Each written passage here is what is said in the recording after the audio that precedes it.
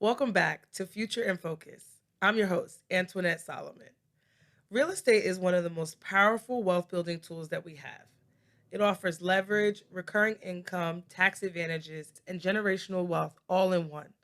But too often it feels out of reach, especially for those who didn't grow up with access or exposure to property ownership. Today's guest is proof that you don't need a trust fund to start building legacy through real estate. Shianna Patron is a real estate developer, entrepreneur, mortgage lender with PRMG, and community advocate whose story begins pre COVID, when, as a single mother working two jobs, she saved enough to buy her first two properties through a wholesaler. That move launched a career in property ownership, development, and neighborhood revitalization. Now she's not only managing multiple properties, she's creating safe, sustainable spaces through affordable housing, mentorship, and modern infrastructure, all designed with Black and Brown families in mind. Shiana, thank you so much for joining us today. Let's talk about Yes. you getting into real estate hmm without an inheritance, without, family money or having any setup, right? Because you got into this on your own as a Yep. single mom during COVID. So let's talk about the first property. How did we get there? So, of course, I was working two jobs. I work for the state still. I was working for the state. I was also doing something like online, Hmm. called like Sunrun. There was solar panels and stuff like that. Okay. So I was saving, saving, saving. Of course, I was saving those relief checks that we was getting. Hmm. And I saved about $40,000 From the relief checks? from the relief checks and the other job that I had. So I would save all of that. Wow. Yes. Hmm. And then I was like, I always wanted to be in real estate. My background is medical. I Hmm. came from as being a medical assistant. Hmm. Um, and I also owned a beauty supply store and hair Okay. salon, Hmm. but I let that go. So I was like, since I let that go, I got to get into real estate. Hmm. So I saved the money. And then from there, I seen two houses in Delaware that was on Facebook from a wholesaler. Hmm. So I contacted the wholesaler. I was like, I'm really excited. Can we go look at these homes? So I loved them. Of course, they needed to be fixed up, of course, because I Yeah. was only buying them for $20,000 each. Wow. So the $40,000 that you saved covered these two houses. Yes, attorney Wow. fees and all that stuff because I made sure that it covered every single thing for title and all that stuff. So Hmm. $40,000 covered everything for those two properties. So that's how it started. Wow. Yes. And so then you flipped those two properties, I'm guessing. Yes, yes. So, of course, I actually still in the process of because it takes time. So, because I'm getting Of money course. from CDFIs and private lending and stuff like that. Hmm. So doing a rehab, getting tenants in there, making sure everything is cash flowing and stuff like that. Hmm. Once that was taken care of, I purchased my first primary home, which is a two family. Hmm. So I was scaling up little by little and still scaling up. So it helps. Okay. Well, Yep. that's amazing. So, and now I know before we started filming, you said you have some more in the pipeline. So, what's that look like? So that is where the developing piece come, the real estate developer. Hmm. Um, I have some in Philly Hmm. on Ridge Avenue, so that's a really popular Yep. area. Hmm. That is actually going to be a mixed use. Is land. Wow. It's going to be residential on the top, commercial at the bottom. Okay. How many So units? so we haven't decided how many units as of yet. We're just still trying to do our due diligence. Hmm. Me and my consultant. Um, that is in Philly. I have two in Philly that we're going to do. Another one is just a single family. Hmm. That is land as well. And then there's another in Smyrna, Delaware, which is very up and coming as well. Hmm. That is going to be a rehab. Okay.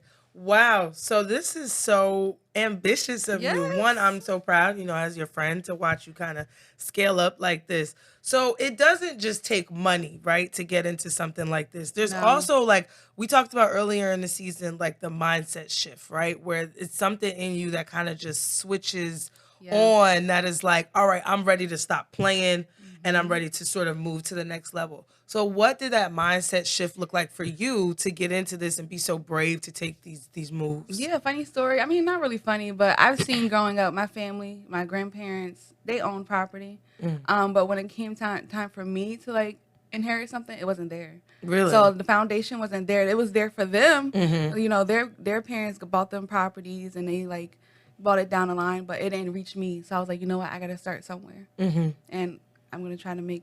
I'm gonna be sure that it's gonna stay in the family. Oh, that's amazing. Yeah. And so you said that you created the budget. You made sure that 20,000 that you had allocated for each of those houses covered everything. Yes. title, Yep. lawyer fees, everything, so that if anything was to pop up, you knew whether you could cover it or not from the beginning. You knew that Right. you weren't getting into something, or you weren't getting it over your head, right? No, of course, because I'm like, I got to do the budget. Of course, I got to negotiate. It Mm-hmm. was no realtor helping me. It was no like other person but the attorney who was on Yeah. my side. Like, Mm-hmm. okay, you need to fix this contract really quick because this is all you have. So he did give me some advice, but I did some research as well, asked some people that I knew that was already in wholesaling. Mm-hmm. And we just made sure that the contract made sense too. That's amazing. So you leveraged your network, right? Of course. You used your own brain, you did your own research, and you went in there prepared, Mm-hmm. right? So it takes steps, right? Of Like course. it's not just overnight. No. This is a real strategy that you put together to make sure that this worked out for you. Now we're 7 years later, Yeah. and you still hold those 2 properties, and now I'm guessing they're rent producing. They are, yeah. That's Yeah. amazing. How many tenants do you have in them? So I have 4 tenants altogether. Okay, that's 4, amazing. yeah. That's amazing. So how many doors is that? Because That's we 4. talking doors. 4 4 doors. doors. That you go, girl. All right. So let's talk the wholesale process, because Yes. that's a little bit of a mystery for Yeah. even me. I'd be like, what, how did you find this, right? So how exactly did you get into this wholesale? You said through Facebook, but take us through it a little bit. Like, break it down. How we got there. I was still considered, I was a wholesaler. The only thing I didn't like was cold calling. I hate cold calling people because I'm a person where I have to meet the person in person to like fill them out. So I didn't like that portion of it. So I was like, let me just let that go. But I did know wholesaling, like the numbers and all that stuff. But to get the properties that I wanted, I went to a direct wholesaler. Okay. Yeah. And so did they help you negotiate, or They did did not they help just me, I was about no. to say they just sold you the Yes. contract? That was it. Yes, I had to make sure that I edited the contract, and I was like, no, this is what I want. But So how did they make money if the whole thing was $20,000? So the whole thing was $20,000. I think his check was like $10,000. But on paper for title and all that stuff, it still has to show that it's $20,000. Yeah, that was $20,000. because he's just a middleman. Yeah, got Right. it. Okay, that makes sense. Now, so we got these 2 properties. These are rent producing, and you bought a primary home which you live in, correct? No, I do not. Oh, okay. So what do you mean by primary home? So that was my primary home. That was my first primary Got home. it. Okay. All right. So you moved out of that. I did move All out, right. You got yes. tenants in that one. Yeah. So now we've switched. Now we're transitioning from just landlord to developer, right? Yes. So talk us through the land process, right? You said that you're still in due diligence, which is under contract, and doing your background research. But how do we take this leap to developer? Because that's a big leap, right? It's Yeah. one thing to just buy houses that are already there. You rent them out to people, that's pretty straightforward.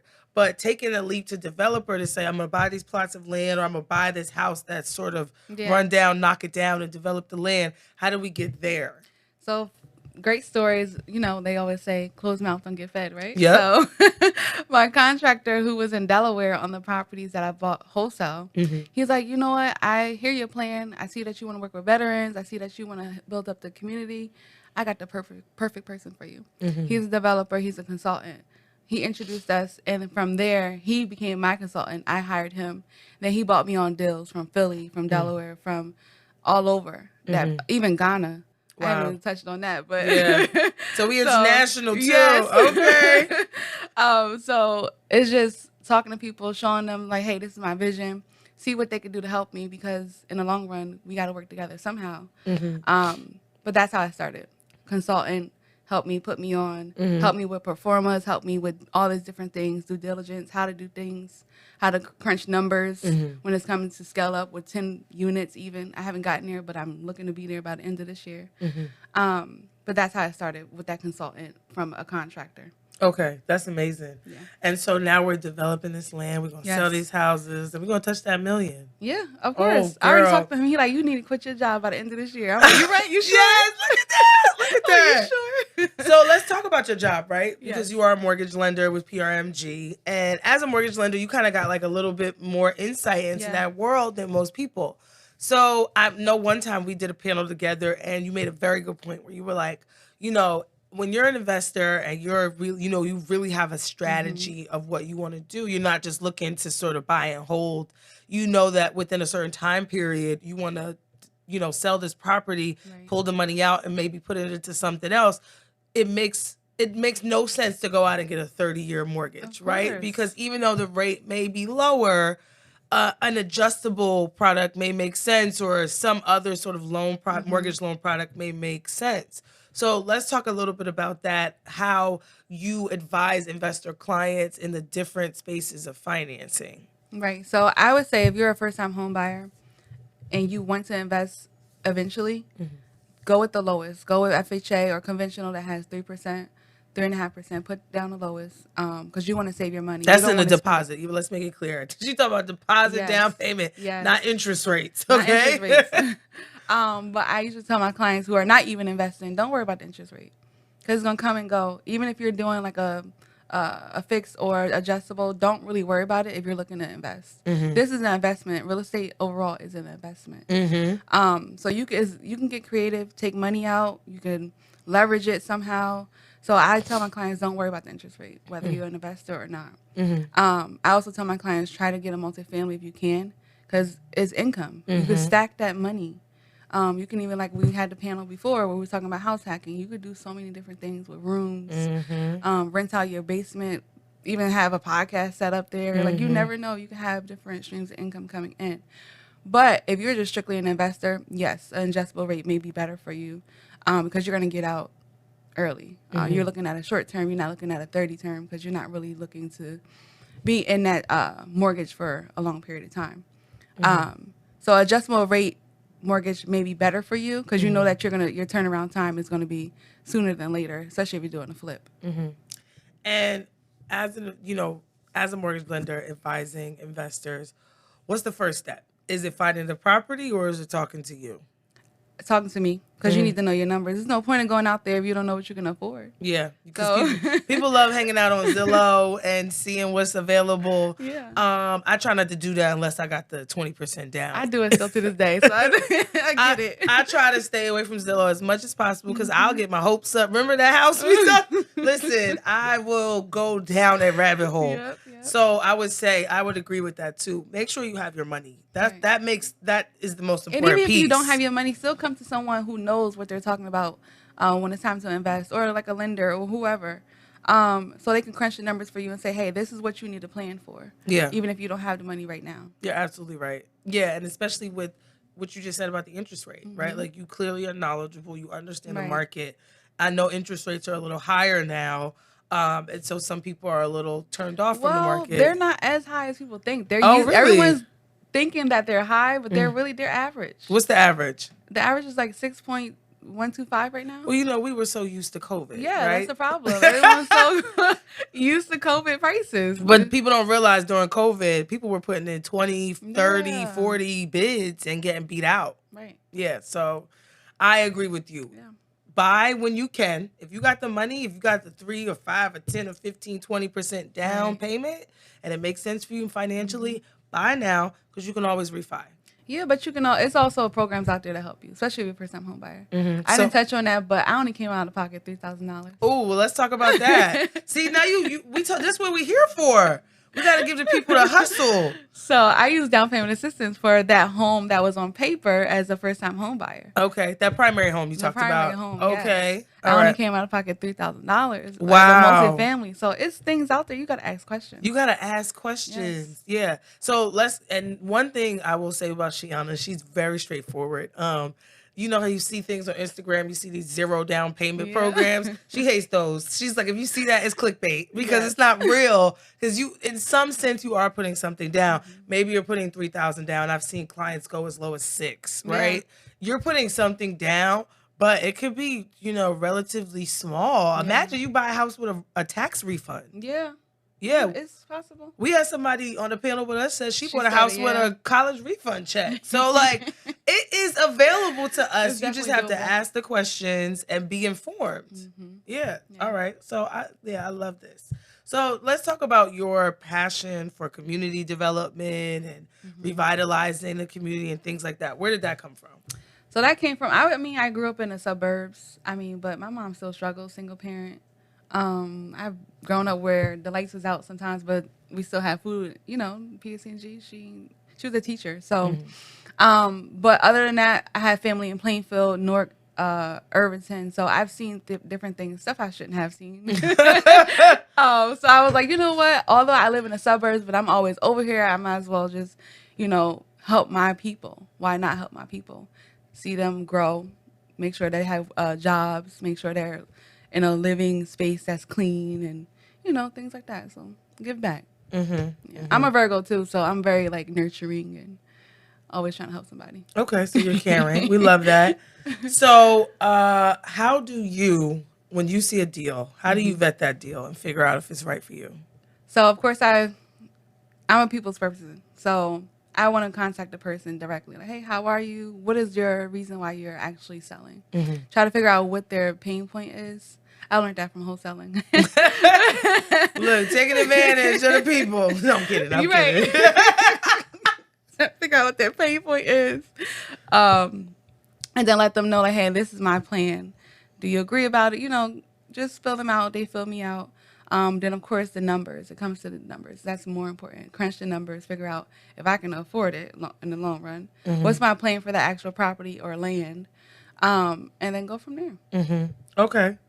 And what's one mistake or one lesson that you learned that you would advise future investors, developers like yourself to be aware of? So when I was doing my first rehab, the contractor was so bad. I went through like three to four contractors. I had to fire one. I had to. he took my money. Oh, he took my money. Went to vacation. I found out. Yes, he took my money. Went to vacation. He left all his tools. I'm like, I'm keeping these tools. You ain't getting these tools back. You ain't getting these tools back. It's mine now. Yeah, like that. I've been burnt so many times.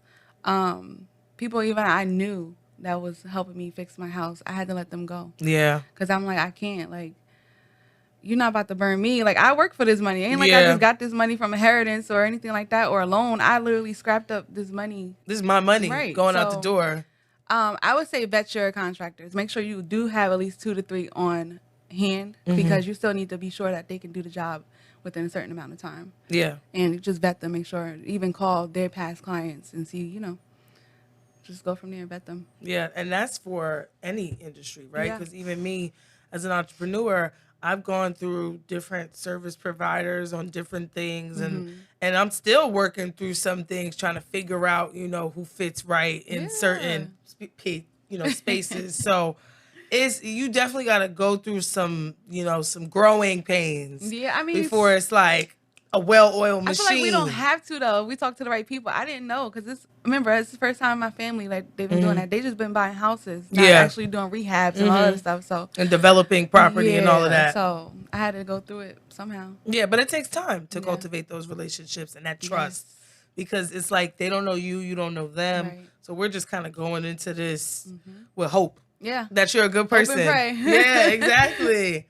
Okay, so you are a mom, which I know is very important to you. So what does generational wealth look like to you beyond money?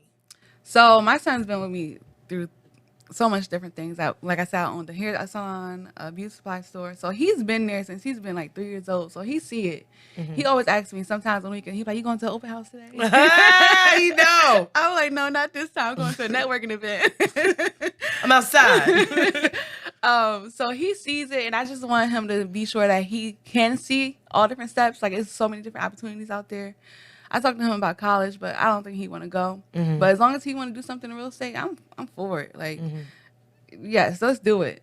But generational wealth is very important to me because I want to pass down a legacy. Who wouldn't? Like, I didn't get anything passed down from me. So, like, I definitely, if it's not going to be for my son, it's going to be for at least the community and my other family members. So, something where I can leave a stain. Yeah. Yeah. Let's say Shianna was here. Yes. Okay, girl. Here. And other than these 5 houses, what is the long-term vision? What is Shianna trying to build here? Yeah. What should we be looking out for with you? Where should we see you? Where can we see you 5, 10 years? So I'm starting up a mentorship program for developing. Also, my ultimate goal has always been to have a community. Okay. So like an apartment community, like where it's leasing and homeownership. So you'll definitely see that soon. Shianna, thank you so much for joining us. Your story is a reminder that wealth isn't about perfection. It's about vision, action, and consistency. And your work shows what's possible when real estate becomes a tool for legacy and not just income. And to everyone listening, this is your nudge to just get started. If this episode resonated with you, please share it with someone you care about. Make it a conversation, subscribe to the show, maybe even leave a review. It helps others find this space. This is Future in Focus, a podcast on wealth and legacy planning, where strategy meets legacy. Until next time.